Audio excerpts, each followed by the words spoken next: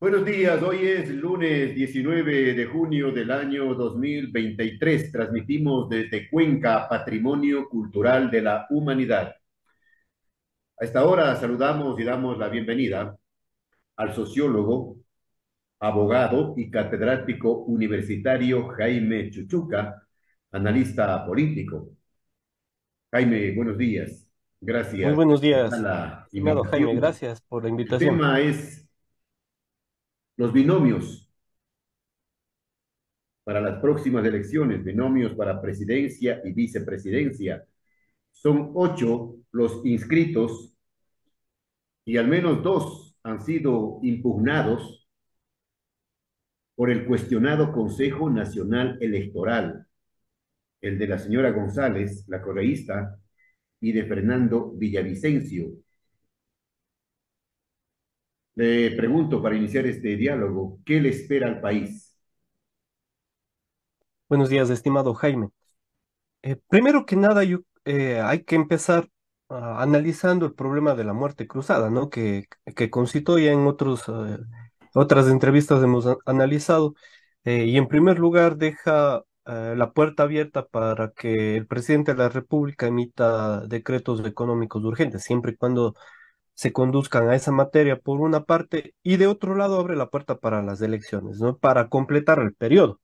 Esto algunos ecuatorianos aún me parece que no conocen, pero el periodo de presidente y asambleísta solamente es para completar, es decir, es un año y medio el que tienen que cumplir, no serían los 4 años, que es el motivo también de análisis.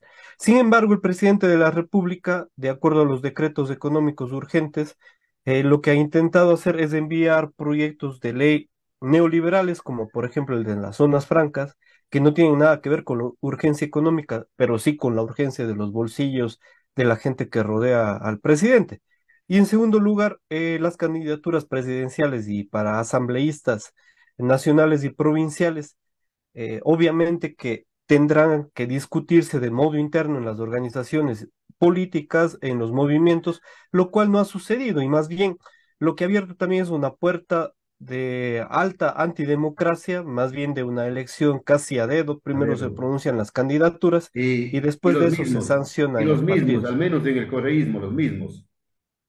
Sí, más bien en la gran mayoría de las figuras dentro de los partidos se repiten, pero también hay partidos de alquiler, estimado Jaime, y esto es motivo también de análisis de profesionales y estudiosos de la política que recomiendan que por lo menos deberían tener 2 años de militancia en los partidos. Habrá que ver si es que eso se hace con alguna reforma en el Código de la Democracia. Y asimismo hay una gran fragmentación de las candidaturas y del electorado similar a la del año 2021. Entonces, esto ha hecho que muchas de las organizaciones, movimientos políticos se diluyan en otras, en los partidos de alquiler, sobre todo el correísmo, por supuesto, que vamos a analizar más adelante, y algunos otros partidos como Pachacuti y la Izquierda Democrática, que tienen grandes problemas internos. Bueno, Esto para empezar. no, no, se datos en la encuesta, en la última que se difunde sobre el tema de la muerte cruzada, a propósito que usted mencionó, según se datos, el 70% de los ecuatorianos encuestados rechaza, mejor dicho, aprobó el tema de la muerte cruzada. Y creo yo que es conveniente, incluso podría ser un poco más del porcentaje en otras encuestas, la aprobación en realidad de la muerte cruzada, porque se van los asambleístas, pero también se va el presidente de la República. Y notemos que para la asamblea había un nivel de 85-86% de desprestigio de la asamblea, y en el caso de la presidencia de la República, apenas un 10 a 12% aprueba la gestión del presidente. Entonces, me parece que es obvio que haya una aprobación tan grande para la muerte cruzada.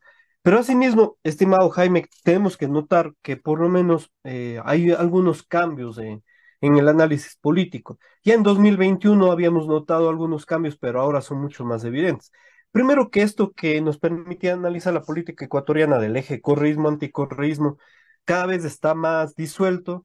Primero porque ya no creo que explica la real política ecuatoriana, hay un gran porcentaje de alternativas que aparecieron en 2021. Por ejemplo, Yacu Pérez alcanzó cerca del 20%, Herbas del 17%, y en 2021 candidatos que se replican ahora para estas elecciones.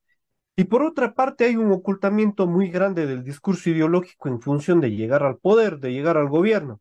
Hay grandes camisetazos, hay partidos de alquiler que alquilan figuras de otras organizaciones, de otros partidos. Y aquí hay un dato interesante, estimado Jaime, que había publicado yo un artículo el fin de semana, que es que de las 16 personas candidatas para estas elecciones de los 8 binomios, 8 de estas 16 han pertenecido a las filas del correísmo o han sido Parte, contratados en la parte. época del correísmo. Entonces, imagínense, es del 50%. Es decir, que al momento de hablar que todos los binomios son anticorreístas frente a un solo binomio anticorreísta, se cae completamente el discurso del análisis que están manteniendo todavía algunos analistas, estudiosos y medios de comunicación. Entonces, sí deberíamos apuntar muy bien esto y los vamos a enumerar. De estas 8 personas, una es Erika Paredes, otro Bolívar Armijos, Linda Romero, Jean Topic, Diana Jacome, Javier Herbas y los mismos Luisa González y Javier Arauz, perdón, Andrés Arauz, que son figuras actuales del binomio correísta. Entonces, es muy importante analizar este panorama de las candidaturas de los binomios. Sociólogo, pero ¿qué le espera al país? ¿Qué nos espera a los ecuatorianos? ¿Con qué ejemplos se presentan? ¿Con qué cara? ¿Con qué hoja de vida? Si de acuerdo al Servicio de Rentas Internas, los 18 candidatos, tanto para la presidencia como para la vicepresidencia, no pagan impuestos o pagan muy poco, lo que significa que evaden impuestos. Eso habría que analizar individuo por individuo, estimado Jaime. Primero, porque no todos son obviamente empresarios, no deberían tener una gran paga. Algunos de ellos incluso son profesionales, que algunos tributarán cero en realidad. Cero, Pero como le cero. digo, habría que analizar uno por uno. Sin embargo, hay algunos que también están glosados y no han pagado las glosas, no están justificados o no han terminado los procesos de contraloría. Y hay una tercera parte de binomios que en realidad sí son empresarios, tienen grandes empresas, numerosos ingresos por millones de dólares y aún así tributan cero, lo cual sí es sospechoso.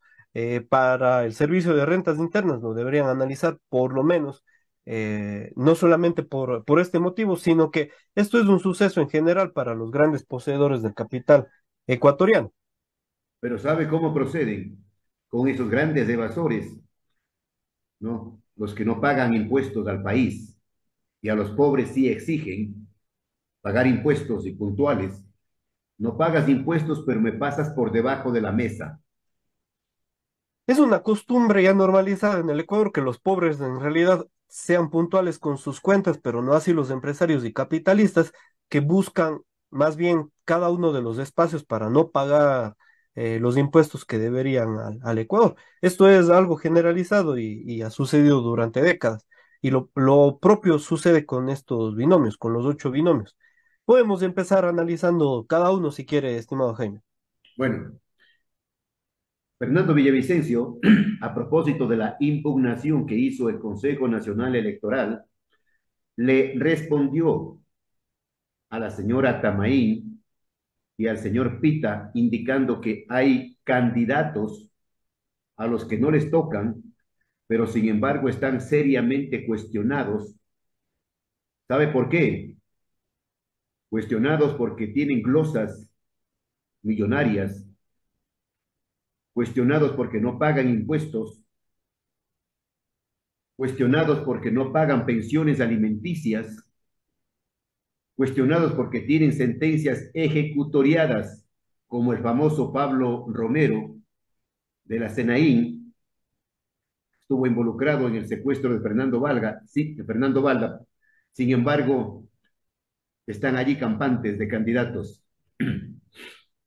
Sí, yo creo que el Consejo Nacional Electoral casi siempre tiene una medida también, ¿cómo le diría? Eleccionaria a dedo a veces. y también aquellos que impugnan, porque se impugnan entre las mismas fuerzas políticas. Lo mismo le podríamos decir a Fernando Villavicencio, que candidatizó, por ejemplo, a Patricio Carrillo, que fue censurado por la Asamblea y se supone que 2 años no podría ser No puede ser candidato. funcionario público. Sin embargo, ya hay casos de miembros, por ejemplo, del correísmo de las elecciones anteriores, que también fueron procesados, destituidos, sin embargo, se reeligieron. Entonces, no se cumple estas reglas. E incluso ya en funciones se podría descalificarlos y simplemente no podrían ser parte de ninguna institución. Y esto es algo que ha venido sucediendo de modo permanente en estos procesos, pero hay que calificarlos no solamente con estas inhabilidades, porque a veces, bueno, también en el caso de Villavicencio, me parece que habla sin enumerar a quienes se atribuye cada uno de esos delitos, porque se debería impugnar de modo ciudadano.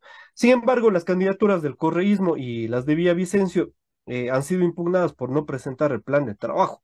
Es decir, que estas candidaturas, o por lo menos esta parte de las candidaturas, fueron trabajadas de modo muy apresurado. A mí me llama la atención que para un proceso tan importante no se presente ni siquiera un plan de trabajo, que además que por ley debería ser cumplido, porque además podrían ser auditados o incluso podrían ser llamada a la revocatoria del Todos, mandato por no haber cumplido.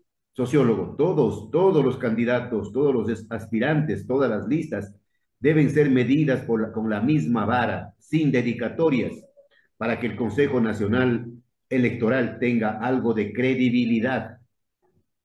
Ante la ley, todos los ecuatorianos somos iguales. Sin embargo, esto en la práctica no sucede. Aquí hay posiciones de poder diferentes que en realidad son admitidas o no dentro del Consejo Nacional Electoral. Y de hecho, yo veo que el Consejo Nacional Electoral a veces tiene muchas salvedades frente a algunas candidaturas, entre ellas la misma de Fernando Villavicencio, que es uno de los que está denunciando, porque muchos de los candidatos que figuran actualmente en la lista que acompañan de asambleístas también adolecen de estas mismas figuras. Eh, Analizando uno por uno de las candidaturas, estimado Jaime, y lo voy a hacer también dentro de las encuestas, ¿no? Todavía figura uno de los principales binomios como el correísmo, con uno de los más grandes porcentajes en todas las encuestas, no solamente la de datos que usted comentaba, Jaime, sino en otras encuestas como por ejemplo de Santiago Pérez, Numa, que está muy cercana al medio posta. Este binomio Luisa González-Andrés Arauz me parece que viene de un privilegio de fidelidad de Rafael Correa para evitar tener un Lenin Moreno como le sucedió ya en las anteriores elecciones. No creo que se quieren dar ese lujo. Entonces evitó tener alianzas para conservar la mayor parte del número de asambleístas que van a representar ahora en el legislativo. Y asimismo se ve que existe un numeroso apoyo del sector empresarial hacia el correísmo, ¿no? Esto también se nota, por ejemplo, ya en sus victorias que tuvieron en la provincia del Guayas y del Pichincha, entre ellos Aquiles Álvarez, que es uno de los grandes representantes empresariales de la provincia del Guayas. Me parece que figura como representante de 30 empresas. En segundo lugar, de las encuestas aparece el binomio de Yacu Pérez y Nori Pinela, también en la encuesta datos, sobre todo, ellos ponen 3 escenarios. Me parece que es en el segundo escenario, si es que saldría Luisa González. Yacu Pérez podría estar ganando en ese escenario, según ellos. Aunque aquí debo yo manifestar que el correísmo tiene alrededor de un 30-34% de votación base, lo cual le permite, si supera el 8%, 6% de apoyo electoral nuevo en esta primera vuelta, podría incluso ganar en primera vuelta. Esto hay que decirlo también, estimado Jaime, en estas elecciones. Sin embargo, Yacu Pérez y Nori Pinela es el binomio que está haciéndole competencia al correísmo, que se ha manifestado como la tercera vía y ha suscitado una alianza interesante entre algunas fuerzas de izquierda, como es Unidad Popular y el Partido Socialista, y un partido de centro que es Democracia Sí, que pertenece a Gustavo Larrea, que había sido también ex ministro del correísmo. Entonces, Pérez proviene siendo un activista de izquierda, ex Pachacuti de las anteriores elecciones, y Nori Pinela, una académica más bien de centro, ¿no? Muy alineada y es representante de Ecotec, había sido funcionaria también de la Universidad de Espíritu Santo del Guayas. Una tercera candidatura, bueno, aquí también de una vez comentamos que Pachacuti tuvo ciertas dificultades internas, lo cual no le permitió hacer una alianza legal y así que lo hizo de modo simbólico, nada más apoyando a Pérez. Lo ha hecho Marlon Santis, sin embargo, otras figuras han rechazado este apoyo. Y veamos lo que ha sucedido, ¿no? Pachacuti, de tener 27 asambleístas, ahora no presenta candidaturas a nivel nacional, no tiene candidato a presidente ni vicepresidente por los problemas internos, porque es una disputa de intereses políticos y de poder. Lo Ambiciones, propio ha sucedido por la ambiciones izquierda políticas. democrática. Claro, porque además Pachacuti podría haber tenido un muy buen bloque de asambleístas ahora en estas elecciones, e incluso hacer mucha presión, tener posiblemente uno de los candidatos que figuren en la segunda vuelta. Sin embargo, no se pusieron de acuerdo, ¿no? Incluso Leonidas Issa retiró su candidatura, como recordamos. Ujú. Ahora, la que usted mencionaba, Fernando Villavicencio y Andrea González, hay que analizarlo también continuo, porque Fernando Villavicencio se presentó como asambleísta por una alianza que encabezaba el Partido Socialista, es decir, que él también es Partido Socialista, Villavicencio, y me parece que el otro partido de Concertación. Y también ha sido evidentemente pro Lazo en todo este legislativo y ha sido uno de los principales defensores del presidente saliente, Guillermo Lasso. De tal modo que ahora el patrocinio del movimiento que hace a Villavicencio es un movimiento de Romo, veas esto, ¿no? El movimiento construye que de la ex ministra Romo, que fue ministra de gobierno de Moreno, ¿no? Entonces, aquí hay una gran conservación, creo yo, y apunto a esto, del estatus tanto del personal de Moreno como del personal de Lazo. Esto es lo que hace este binomio, como hemos ido analizando también de los anteriores binomios. Hay un cuarto binomio que es el de Javier Hervas y Luz Vega.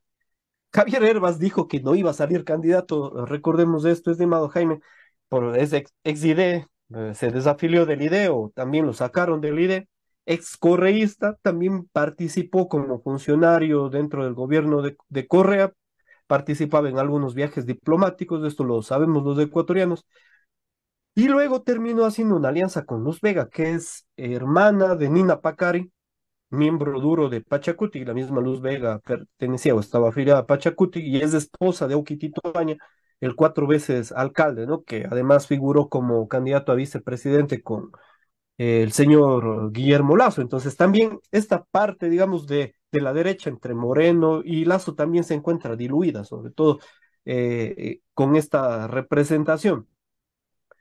Y se figura con el movimiento Reto de uno de los cuencanos que también siempre sale a candidato, que es Paul Carrasco, ¿no? Él está auspiciando a Javier Hervas. Recordemos que Carrasco también era miembro de la izquierda democrática. De tal forma que ahora esta candidatura representa a medianos y grandes empresarios. Es parte de una fracción de la ID, que decía al principio la ID que iba a apoyar a Sonnenholzner, Basigalupo dijo que iba a apoyar a Jan Topping, al final no lo hizo. Entonces, encontramos nosotros, al igual que Pachacuti, una fuerte disputa interna dentro de la izquierda democrática, por tanto se dividieron las candidaturas y al final ellos también se vieron afectados porque Hervas tuvo el 17%. Ahora no sabemos si sus apoyos llevarán a algún voto hacia el electorado, lo cual hace ver que estas candidaturas van a ser mucho más fraccionadas y van a tener diferentes porcentajes electorales que las anteriores. Nos faltan otros cuatro, estimado Jaime. Podemos continuar. El quinto es el de Otto Sonnenhorstner y Erika Paredes, una alianza entre Avanza y Suma, que es también interesante de analizar. Sonnenhorstner fue vicepresidente de Lazo, es decir, perdón, de Moreno, es decir, que tiene conexiones directas con las personas que dirigieron el gobierno en aquella época y que algunos todavía están en el Estado, y Erika Paredes, que era funcionaria, asesora del presidente de la República, Rafael Correa. Es decir, que es una alianza también que se reparte de los anteriores jeques, digamos, del poder. Y esta alianza de Avanza Suma, Avanza que pertenecía a Ricardo Ramiro Ramiro González, González, el Ramiro prófugo. González, ex IDE, que también trabajó con el correísmo de cerca, ya, director del IES en aquella época y prófugo por la contabilidad de los recursos del Instituto Ecuatoriano de Seguridad Social y suma, por supuesto, del señor Rodas, ¿no? Que fue alcalde de parte de la derecha en Quito, la capital de Mauricio. la República, Mauricio Rodas. Representa entonces, aparte del morenismo, al sector empresarial, al correísmo que se quedó en el Estado. Otra candidatura que es la de Jan Topic con Diana Jacome, que pertenece a una alianza, me parece natural, de sociedad patriótica con el social cristianismo, ¿no? Este social cristianismo y sociedad patriótica han preferido hacer esta alianza con Jan Topic y Diana Jacome. La familia Topic, recordemos, fue contratista del gobierno de Correa con Tomislav Topic, envueltos en los casos de Odebrecht, muy amigos también de Jorge Glass. Jan Topic, soldado de Estados Unidos, ha participado en algunos procesos de intervención militar que ha hecho Estados Unidos en otros países, y asimismo él figura Persona, como jefe de persona violenta, Telconet. ¿no? Persona violenta. Sí, según ellos va a garantizar la seguridad del Ecuador, pero yo no sé en qué sentido, cuando puede tener alguna experiencia como soldado, eso no quiere decir que tenga la experiencia política y civil de conocimiento profundo que necesita la seguridad de cualquier estado en Latinoamérica. Y Diana Jacome, que también figura como ex correísta, que hace una alianza casi como la del legislativo, ¿no? Entre las fuerzas del socialcristianismo y del correísmo. Este es el sexto binomio. El séptimo binomio es el de Daniel Noboa y Verónica Abad. Daniel Noboa, hijo del hombre más rico del país aún, Álvaro Noboa, de la gran oligarquía tradicional, terrateniente, dueño de Le toma la numerosas posta, le bananeras. toma la posta a Alvarito, le toma la posta. Y aquí un Yo paréntesis. no pude, tal vez tú sí puedas. Hay aquí un paréntesis. El mismo día que se anunciaba la candidatura de Daniel Noboa, en horas de la noche, horas antes, Álvaro Noboa anunciaba su candidatura. Lo hizo por un video en Twitter que después borró porque vio que su hijo también quería salir a la candidatura a la presidencia. Esto nos pareció muy chistoso, creo que a todos los ecuatorianos. ADN es Acción Democrática Nacional, o el partido ahora de los representantes de estas figuras tradicionales de Noruega. Y también Mover. Recuérdese que Mover era antes Alianza País. Lenin Moreno dividió este partido, se tomó la jefatura del movimiento Alianza País, luego cambiaron el nombre a Mover y ahora Mover apoya al gran oligarca ecuatoriano. Asimismo, Verónica Abad, que participó candidata A la a la alcaldía de alcaldía Cuenca, de Cuenca la que ofreció un aeropuerto de no sé cuántos kilómetros. participó por el movimiento Amigo y ahora lo hace por esta alianza ADN Mover. Eh, Quizás ya no existan muchos resquicios, digamos, del correísmo en Mover, pero no deja dudas al comentario que hacíamos al inicio, ¿no? Que en realidad el correísmo está diluido Vea, en función del gobierno y del poder. Jaime, para el prófugo de la justicia, si no es con Chana, es con Juana. Sí, Claro, aunque no creo que haya un apoyo de este sentido, sino más bien un sentido de las fuerzas posiblemente que todavía sobreviven de Moreno, ¿no? Porque ellos tienen todavía manejo de este sector de Mover. prefiero. Muchos de los funcionarios que trabajaron en el gobierno de Moreno están ahora en Mover. El prófugo de la justicia se la pasa diciendo cada vez que aparece en un video, ya mismo llega la impunidad, pero Bueno, habría que relatar bien quiénes son los prófugos, porque además de Rafael Correa también está Lenin Moreno, ¿no? Dice que se va a presentar ahora a la embajada, sin embargo, él también está con orden de prisión provisional. Hizo algún manejo dentro de la fiscalía para que no se le extradite, porque Paraguay estaba claro, decidido a extraditarle. perfecto. Bueno, Y la última candidatura, estimado Jaime, que ya, los dos son correístas, Bolívar Armijos y Linda Romero, que participan por el movimiento Amigo. Bolívar Armijos, cero impuestos, Armijos, según el bueno, SRI. habrá que ver si son empresarios o no. Sé yo que Bolívar Armijos fue presidente de la Organización Nacional de las Juntas Parroquiales en la época del correísmo, también fue candidato asambleísta por Alianza País, un representante interno del sector rural para el correísmo. Y Linda Romero, que es una representante de medios exfuncionaria también de la época del correísmo, participó en la televisión pública.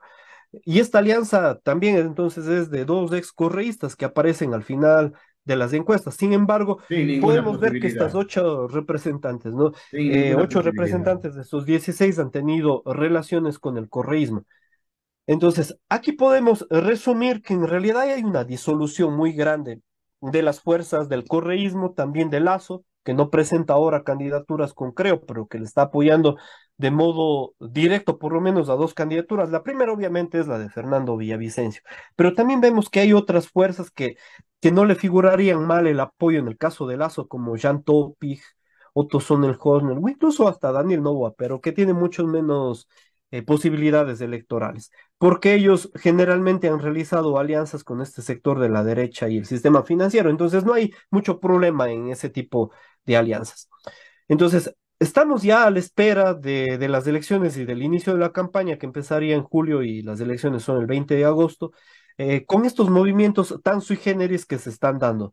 Y esta tercera alternativa que se manifiesta ahora, que podría sugerirse desde las filas quizá de la alianza que encabeza Yacu Pérez, o incluso Hervas, o alguna otra candidatura como Villavicencio u Otto Sonnenhorner, que además tiene muy buena representación también en las encuestas, en las diferentes encuestas de Sedatos, Numa y de Santiago Pérez. Para concluir, sociólogo, vuelve nuevamente el fantasma del fraude electoral que están mencionando algunos candidatos inclusive y que están pidiendo la intervención directa de las Fuerzas Armadas para vigilar con lupa el fraude, el posible fraude. Empiezo por lo último. Yo no sé qué tanto ayudaría la vigilancia de la policía o de las Fuerzas Armadas, porque ellos también dependen del interés y del poder.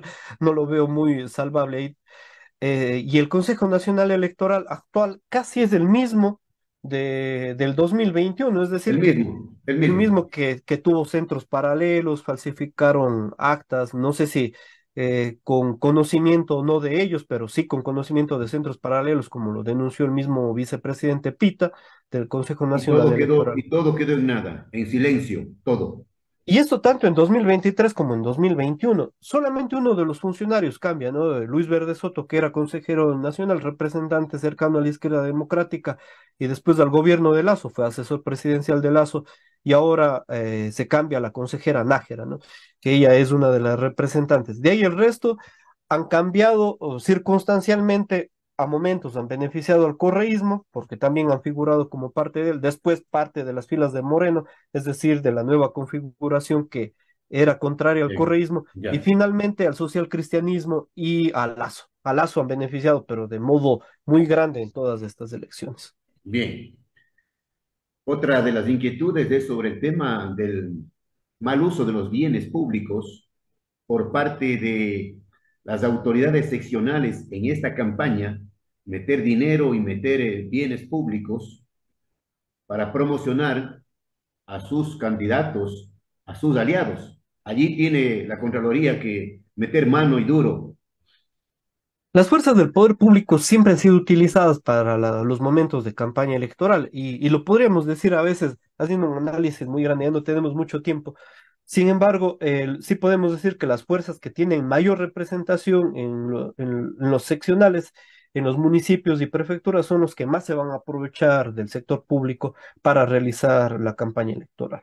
Bien, gracias al sociólogo y abogado Jaime Chuchuca por su información, por sus datos, por sus puntos de vista sobre esta nueva campaña electoral rumbo a las elecciones presidenciales. Gracias, Jaime. Desde siempre y Gracias a por usted. siempre. Saludos.